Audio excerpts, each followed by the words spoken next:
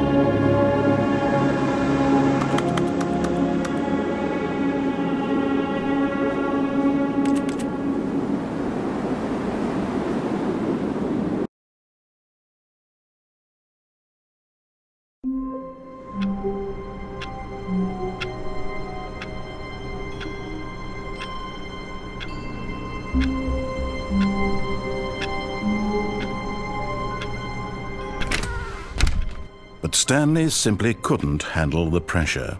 What if he had to make a decision? What if a crucial outcome fell under his responsibility? He had never been trained for that. No. This couldn't go any way except badly. The thing to do now, Stanley thought to himself, is to wait. Nothing will hurt me. Nothing will break me. In here I can be happy forever. I will be happy. Stanley waited. Hours passed, then days. Had years gone by? He no longer had the ability to tell. But the one thing he knew for sure, beyond any doubt, was that if he waited long enough, the answers would come. Eventually, someday, they would arrive. Soon, very soon now, this will end. He will be spoken to. He will be told what to do. Now it's just a little bit closer. Now it's even closer. Here it comes.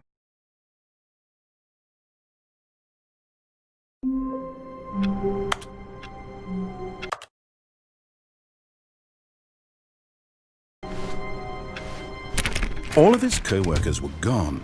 What could it mean? Stanley decided to go to the meeting room. Perhaps he had simply missed a memo.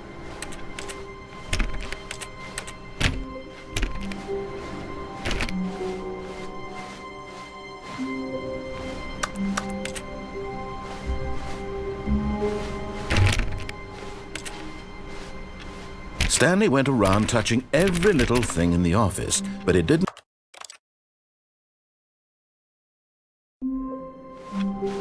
A soft wind blew outside and perhaps rain started, and if it did, it stopped shortly after. Stanley hoped that he would one day see weather.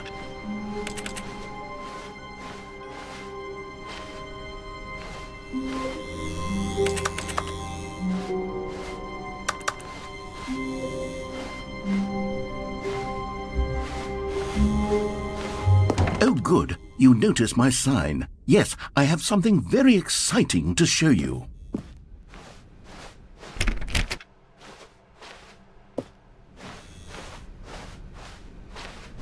When Stanley came to a set of 2 open doors, he entered the door on his left.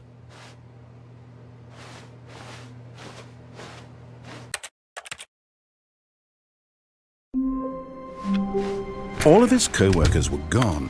What could it mean? Stanley decided to go to the meeting room. Perhaps he had simply...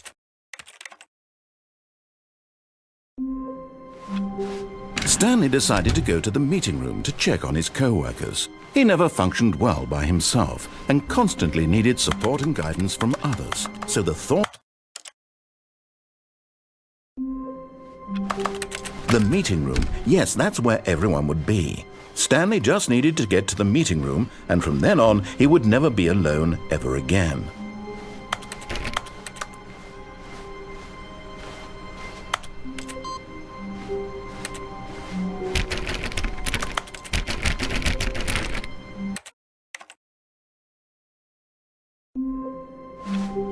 Stanley had never seen the office this brightly lit. Was it a sign of something?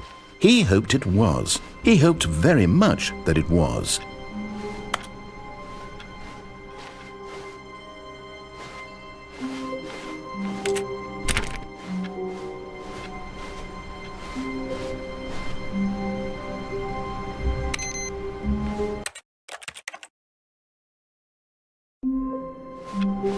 All of his co-workers were gone. What could it mean? Stanley decided to go to the meeting room. Perhaps he had simply missed a memo.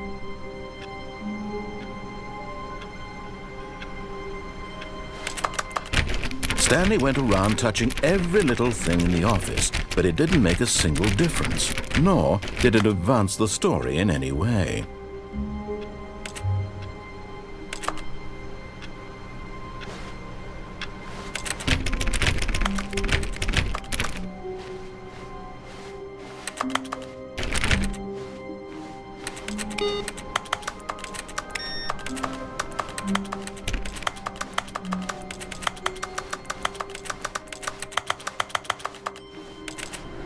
No matter how hard Stanley looked, he couldn't find a trace of his co-workers.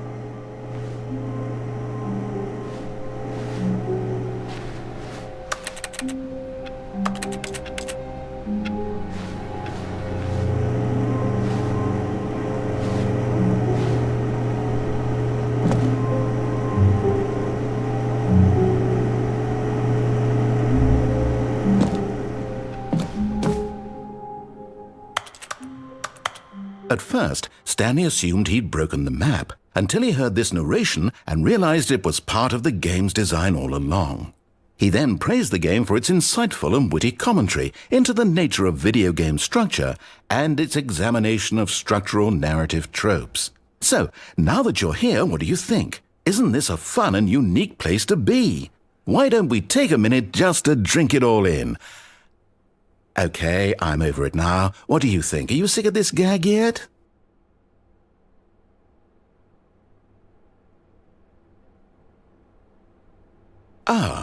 Then in that case we'll continue.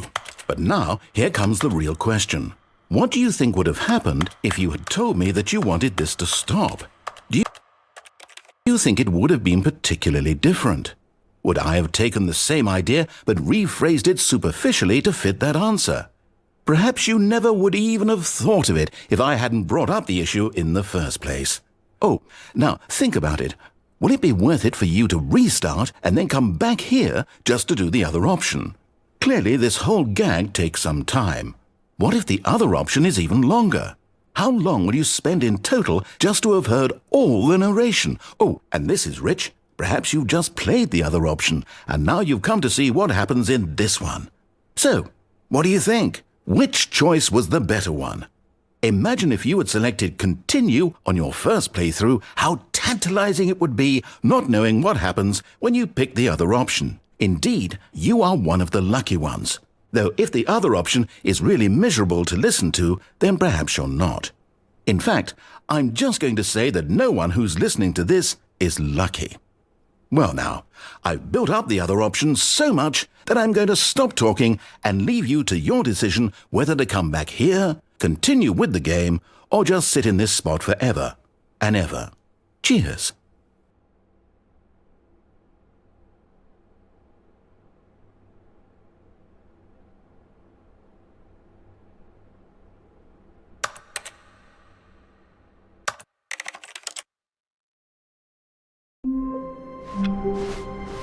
I can't wait to tell this story to my co-workers, Stanley thought. How amusing they'll find it. Oh, won't we all just laugh and laugh at the time I thought everyone had gone missing. No matter how hard Stanley looked, he couldn't find a trace of his co-workers. At first, Stanley assumed he'd broken the map, until he heard this narration and realized it was part of the game's design all along. He then praised the game for its insightful and witty commentary into the nature of video game structure and its examination of structural narrative tropes. So, now that you're here, what do you think? Isn't this a fun and unique place to be? Why don't we take a minute just to drink it all in? Okay, I'm over it now. What do you think? Are you sick of this gag yet? Well, I don't know how to say this politely, but you could literally just hit escape and restart the game any old time you want, like right now. You could have done it just then. Now would also be an appropriate time to quit. Any of these points and so many, many more, all of them are appropriate. I'm enjoying what seems to be an internal conflict going on where you are literally unable to act on your own desires to restart the game. So, just to push the envelope, I'm going to try and make this as miserable as possible and see how long you can maintain. There once was a man named Stanley, who people considered so manly. But the truth must be told, he was not very old and was quite particularly gangly. What Stanley liked most was buttons. He pushed them like some kind of glutton. He did it all day in a meaningful way, but his brain had long ceased to function. Which is why he is in this parable, and lives an existence quite terrible. And if you are not strong and keep playing along, you too will become quite unbearable. Yes. You too will become quite unbearable.